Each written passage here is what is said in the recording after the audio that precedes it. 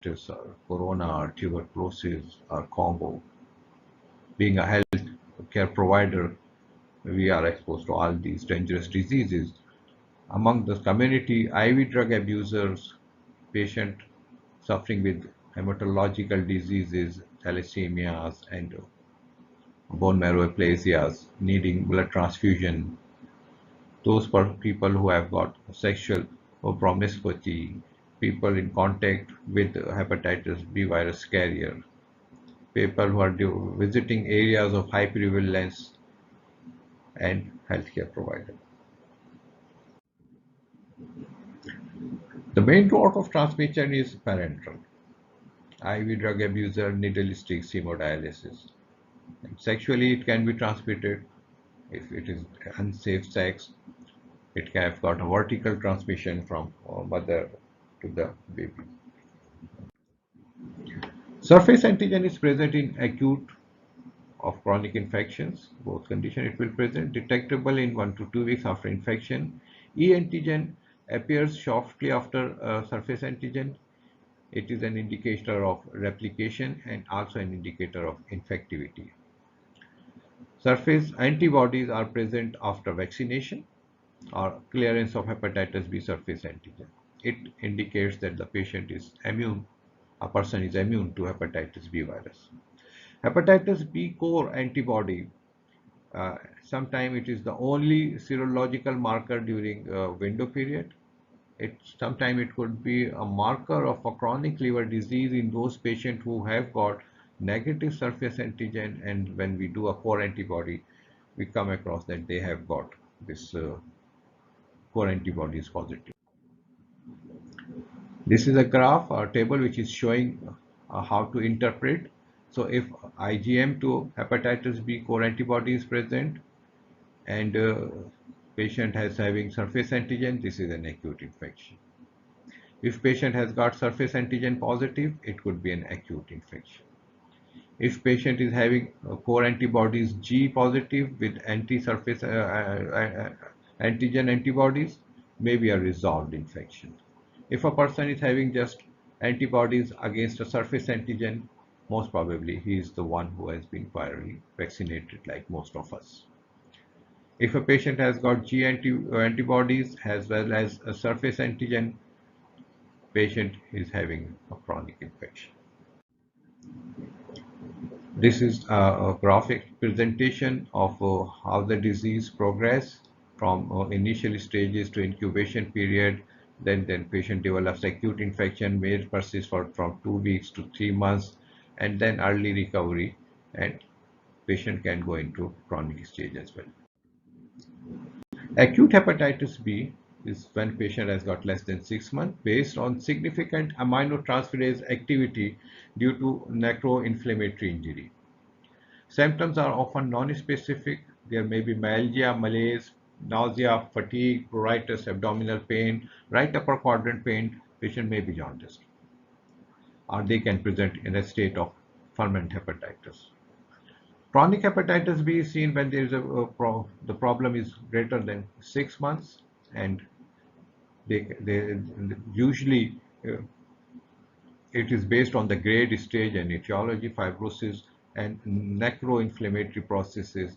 It can last for decades. Patient can remain in a stage of chronic hepatitis for years and years and without any symptoms. Immune tolerant stage when there is a high replication, but there is no evidence of necroinflammation as the liver enzymes are normal. There is very low fibrosis and very low inflammation. Immunoactive stage when there is a high level of liver enzymes with high level of hepatitis B virus DNA, E antigen, and there is a active replication going on. Carrier stage when there is a role replication, and when the term seroconversion is used when from hepatitis E antigen positive to hepatitis E antibody development. These are usually having carrier state with low hepatitis B virus levels. Most of the time liver enzymes are normal and they have got very low risk of developing hepatocellular carcinoma. Sometimes there are people who have got hepatitis B antigen negative. They may be having a high DNA, liver enzymes may be raised, and these are the patients who have we see in late phase of hepatitis B virus, and they can persist like it for years. Resolution means when there is a complete clearance of hepatitis B virus DNA from the plasma of the patient. Serology is important for diagnosing chronic hepatitis. Liver chemistry, AST, ALT, alkaline phosphatase, total bilirubin. You must appreciate all the hepatic insults. They more or less have got similar biochemical picture, and then it comes the clinical acumen to differentiate among the different agents. Hepatitis B virus DNA is a very accurate marker of viral DNA and is detected by polymerase chain reaction. Sometimes we go for a liver biopsy in cases of chronic hepatitis. This is a graph which is showing that in children, if they develop a hepatitis B infection in their childhood, whether it is through a vertical transmission, unfortunately 90% of them they develop chronic infections, and then they can develop cirrhosis of liver. While in cases of adult, at least 80 to 85% and sometimes 95% of patients they clear the virus. It is 5 to 10% of the people who develop chronic hepatitis and then progress to the cirrhosis of liver. Incubation period varies between 30 to 180 days. Acute hepatitis B infection 90% resolves. Chronic hepatitis B infection 2 to 10% progress to chronic state. In children, we have said that 90% in children less than 5 progress to chronic state. Risk of cirrhosis 5-year accumulation risk of 8 to 20%, and then out of them 5 to 10% people progress to hepatocellular carcinoma. So this is basically the natural history of a chronic hepatitis, how they can develop. They can develop chronic hepatitis. They can remain as a case of chronic hepatitis for years and years, and sometimes they die without being known. As a case of chronic hepatitis, some of them they develop cirrhosis and manifest with the clinical features of cirrhosis of liver, and some of them they can present directly with the evidence of a hepatocellular carcinoma. In cases of chronic infection, the treatment is basically interferon was given to these patients, but nowadays we are not going to give them interferon. What we are giving them is lamivudine, we are giving them entecavir, and we are also using tenofovir. We have got tenofovir fumarate, and then our latest one is the tenofovir alafenamide, which is just 25 milligrams. So these are the drugs which are used in case of chronic hepatitis, may be dealt when somebody is going to talk about chronic hepatitis. So this is all about chronic hepatitis. So I will just skip this table for chronic hepatitis, as the lecture will be taken separately.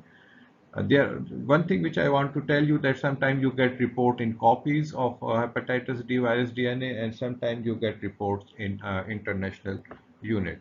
So one international unit is equal to 5.6 copies.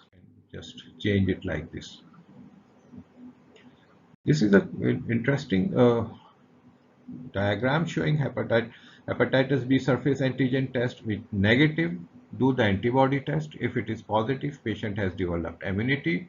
If patient has not positive and negative, then you go and vaccinate them and give them 3 shots in 6 months. Our routine is 016, but sometimes we also give 013 as well. If it is positive, then screen for liver cancer, monitor for liver damage, and avoid those things which can damage the liver, especially alcohol. All those patients of hepatitis B, if they have got chronic hepatitis B and they are not immunized against hepatitis A, must get a vaccination against hepatitis A. Hepatitis B is easily preventable by vaccine. Every healthcare provider must be vaccinated against hepatitis B. Every citizen of this city and country must be vaccinated against hepatitis B because the vaccination gives you a lifelong protection. Those patients who are pregnant and have got hepatitis B, give first dose of hepatitis B vaccine and immunoglobulins within 12 hours of delivery, and then second dose at 1 month, third at 6 months. Even we can give tenofovir in the last trimester to the mother if their viral load is very high to prevent a vertical transmission.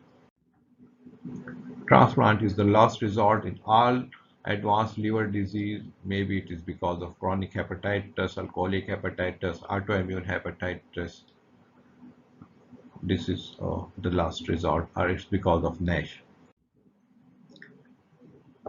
Then we are going to talk about Delta agent. It is a defective RNA virus. It can cause only hepatitis only in association hepatitis B infection, and specifically presence of surface antigen because it needs the surface antigen for replication and transmission. It has been acute stage is not seen in cases of hepatitis D. Sometimes it can have a co-infection, so the patient will be having manifestation of hepatitis more mainly because of B. Serology is important, and then if serology is positive, then we can go for a polymerase chain reaction. No specific treatment interferon has been given to these patients. The clearance rate is not very encouraging. Apart from these hepatotoxic viruses, alcohol is the one which can cause hepatitis. Drug-induced hepatitis is quite common, especially those patients who are put on anti-tubercular treatment. Never forget about autoimmune hepatitis because physician tends to forget about it. This is disease quite common in our community and it must be kept in mind. Patients who have got vascular diseases may have an ischemic hepatitis. So with this, we are approaching to the end of our today's talk about hepatitis, and this lecture was in continuation to our previous lecture on which we have talked about the interpretation of liver enzymes. So if you have got any questions, you can just put it on your remarks and we will try to answer these questions. Before going, let's have a case. A hepatitis panel is ordered for a 27-year-old female as a part of a routine workup for abdominal pain. Result of serological testing negative hepatitis B E antigen and surface antigen, but positive for B surface antigen, and there were immunoglobulins against core antibodies. So this patient has recovered. Patient is in acute infective disease, window period, chronically infected, and patient was never infected. Waiting for your response in your comments. Thank you very much. Assalamu alaikum.